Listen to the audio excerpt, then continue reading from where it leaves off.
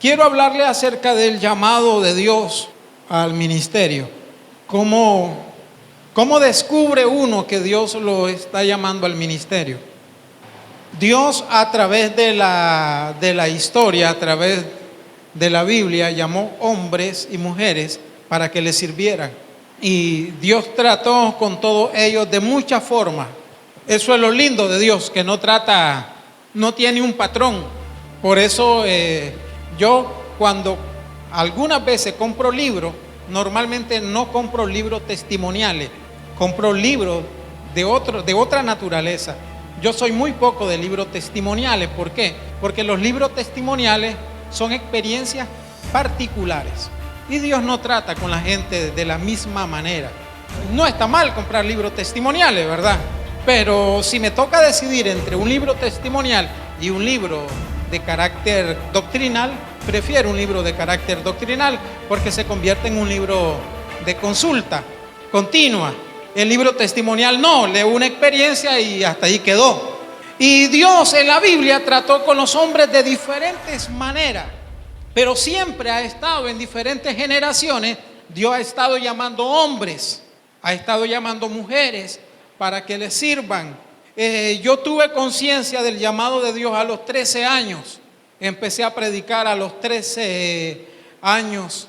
Chavalo, pensé que me iba a dedicar mi vida completa a ser un evangelista. Y con el pasar del tiempo, Dios fue transformando eso.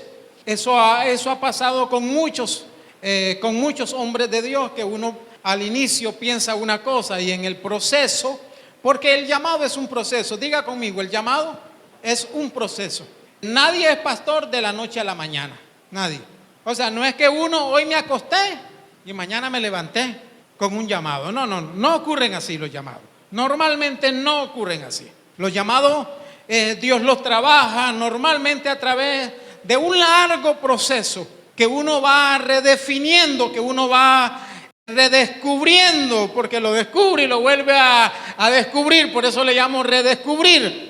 Y cada vez eso se va afianzando. Por ejemplo, yo conozco a grandes pastores, he leído de grandes pastores que ellos pensaban que Dios los llamaba a las misiones. Entre ellos Rick Warren, entre ellos, recientemente retirado, Bill Hybels, hombres de una trayectoria ministerial que nadie dudaría por lo que alcanzaron, por lo que hicieron, por la cantidad de iglesias que levantaron. En el proceso fueron redefiniendo, ¿verdad?, a qué Dios lo estaba llamando. Yo por muchos años pensé que que yo me iba a dedicar toda mi vida a ser evangelista. No fue así. Llevo ya casi 20 años pastoreando. Y aunque me gusta pastorear, últimamente me gusta más enseñar. Y pienso que quizás cuando ya entre a la tercera edad va a ser una de las cosas a las que me dedique, a enseñar. Porque el pastorado también desgasta, usted no tiene idea. Emocional, mental, etcétera, etcétera. Pero el llamado es un proceso. Y Dios siempre ha estado llamando gente. Y yo creo que la gente a la que Dios llama, Dios nos llama a todos a servir. A todos somos llamados a servir. Aquí nadie tiene excusa que pueda decir, no, de que yo no tengo llamado. En la Biblia todos somos llamados a servir. Y hay otra cantidad de personas a las que Dios llama para el ministerio, para que le sirvan a Dios en alguna área del ministerio. Y esta gente, tanto los llamados a servir como las personas que son llamadas al ministerio, Dios normalmente nos llama desde antes que nosotros hubiéramos nacido. Ya Dios tenía un propósito para nosotros y Dios va preparando y va organizando todo sin que uno se dé cuenta para irnos conduciendo al llamado, para irnos llevando al ministerio. Entonces Dios siempre ha estado llamando. Ahora, hay muchas personas que sienten el llamado, pero no están seguros.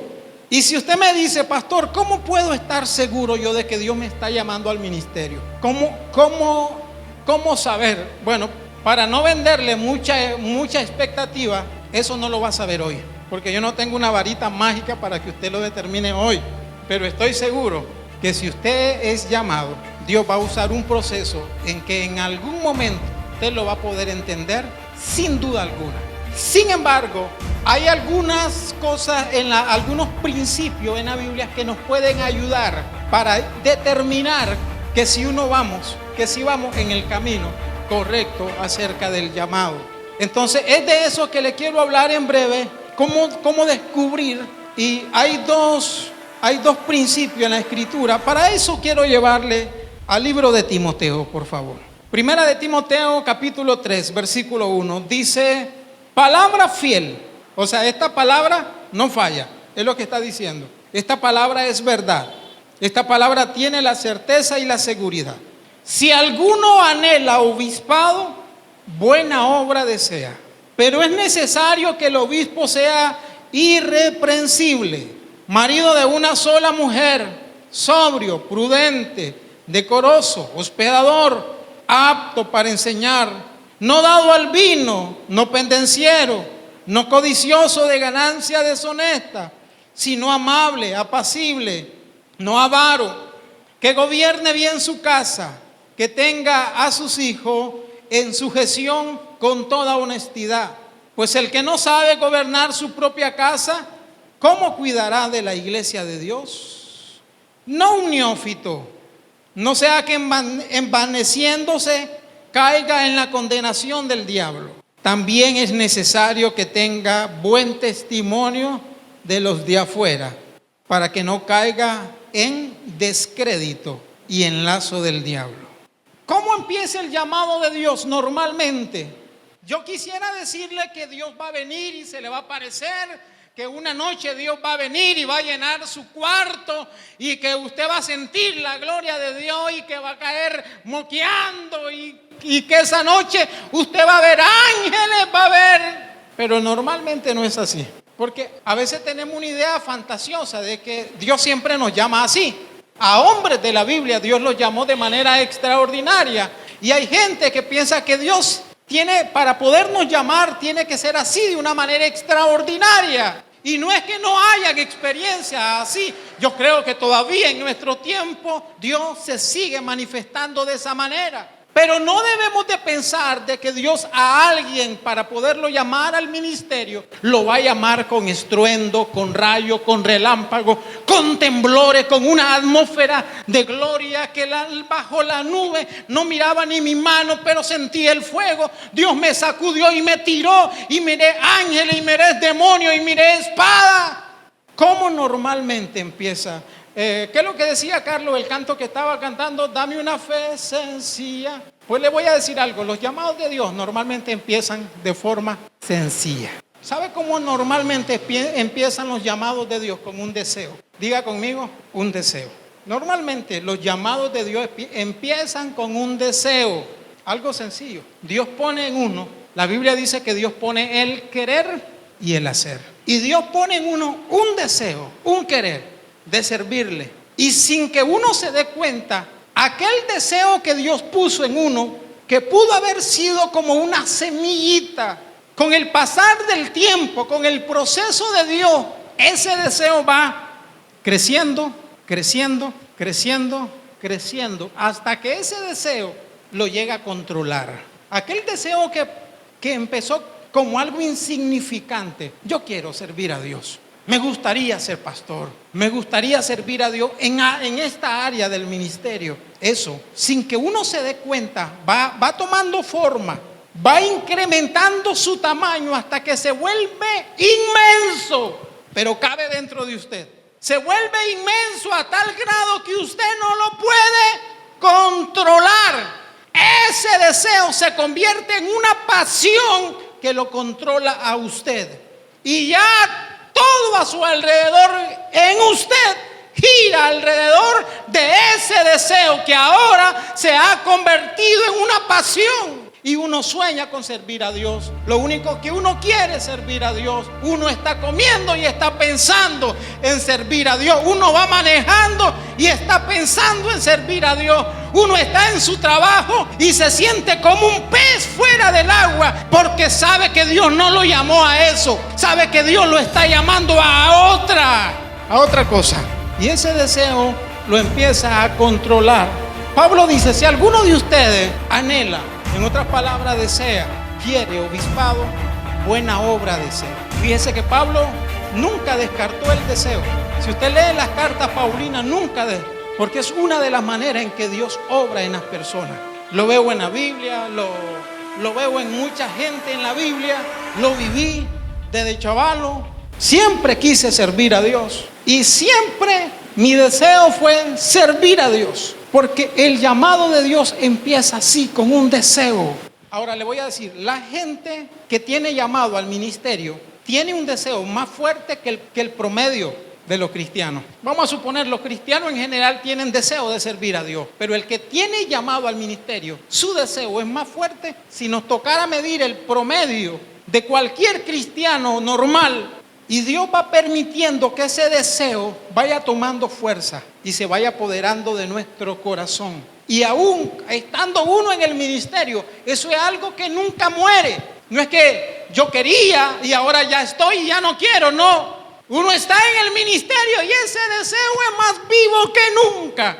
Jeremías lo dijo de esta manera. Dios le dice, te he llamado desde antes que te formaras en el vientre. Y Dios le dice a Jeremías, te llamé para edificar, para destruir. Nadie te va a poder hacer frente. Pero Jeremías, por su mensaje, por su discurso, en una ocasión dijo, Señor, ya no. Ser portador de tu palabra me ha traído sufrimiento.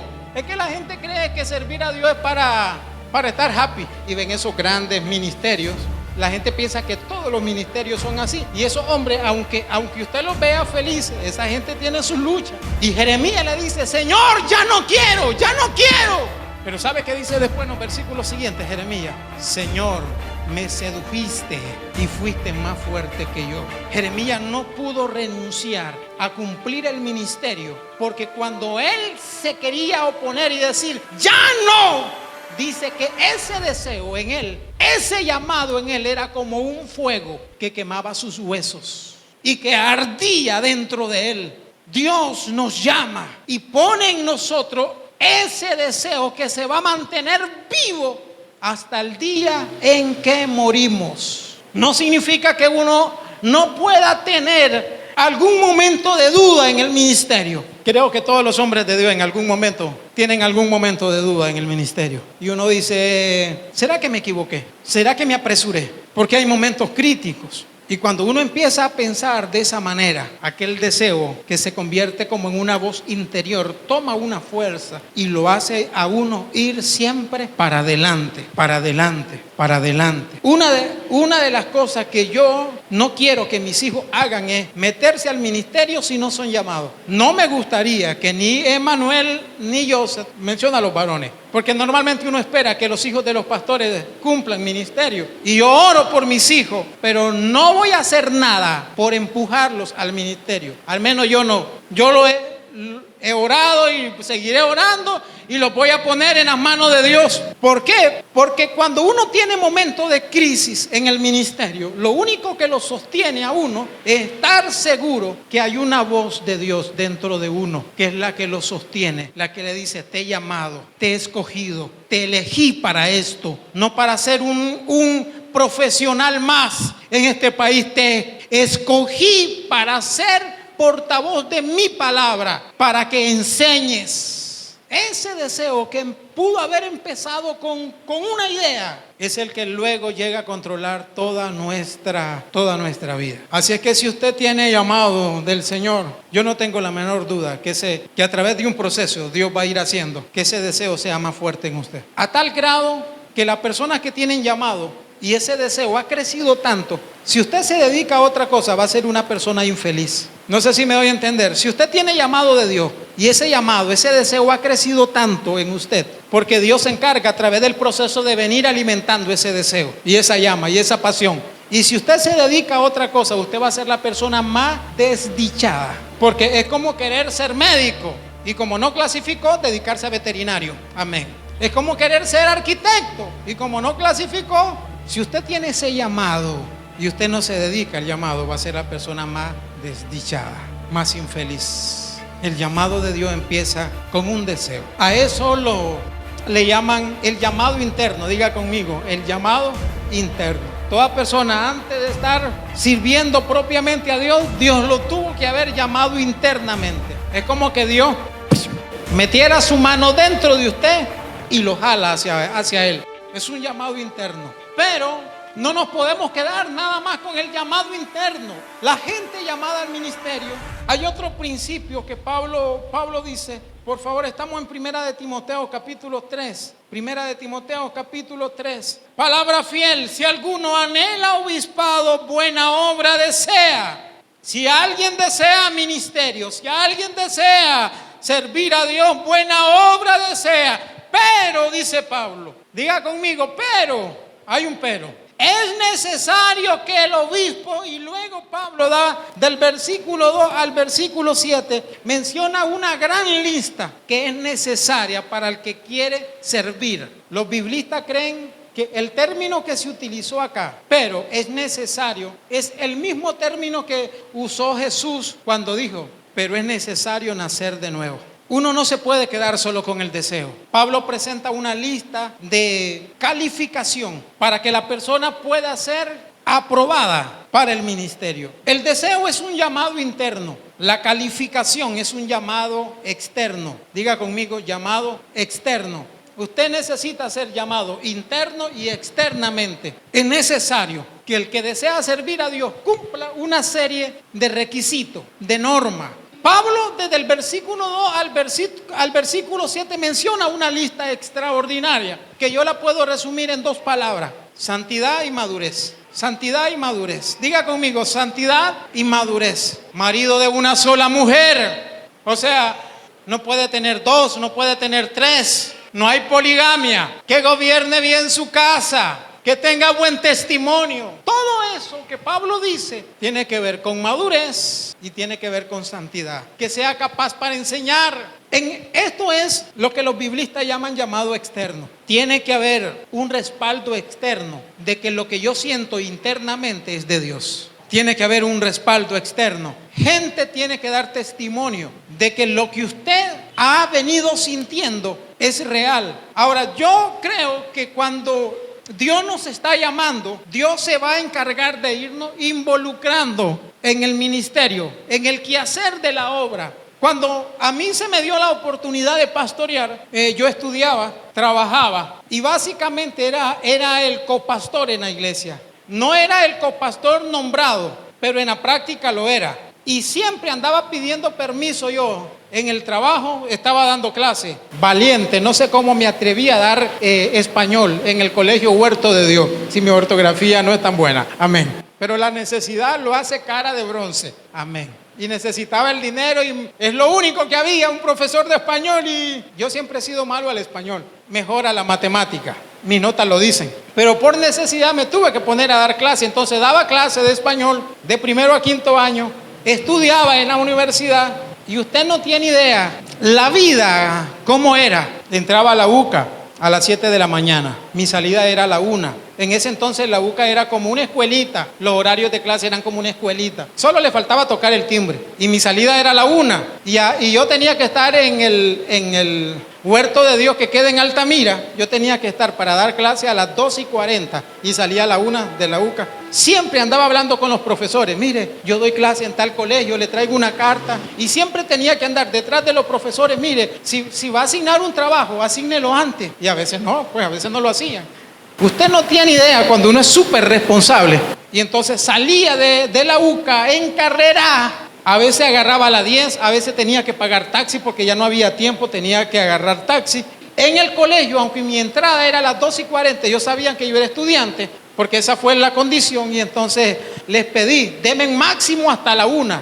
Hicieron esa salvedad, llegaba a 2:50, 2:55, 1:03, pero ni modo. Y todavía en el colegio le decía, mire, yo ayudo al pastor en iglesia, y como el Huerto de Dios es un colegio cristiano, entonces yo le decía, mire, yo ayudo en iglesia, y tal día hay culto, prográmenme mis horas de clase de manera que esos días yo salga temprano, porque mi salida eran a las 5:30 del colegio, pero esos días de culto me lo organizaban de manera tal que yo saliera a las 4:40, 4:50, por muy tarde 5 de la tarde, y yo salía a las 5 de la tarde. Pagaba taxi, la iglesia nunca me dio un peso. para la gente que quiere ministerio, porque hay gente que quiere ministerio y que la iglesia le pague todo. Pagaba taxi, la iglesia nunca me dio un peso y pagaba desde Altamira hasta donde queda Osana Sur, para los que conocen Osana Sur, y llegaba a las 5:30, 5:35 como loco, porque teníamos una carpa y la bodeguita estaba como a 20 metros tal vez, la bodega,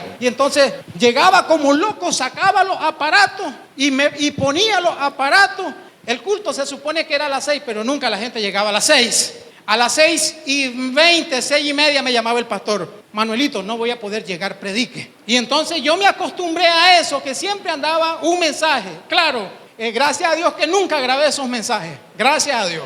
Y entonces yo siempre andaba un mensaje, machetero de todo un poco, amén. Y cuando no andaba mensaje, entonces le decía a alguien, escaneaba a los pocos líderes que llegaban temprano, que eran 3, contaditos con las manos. Todavía eso es actual, amén. Y entonces escaneaba: hermano, predique hoy.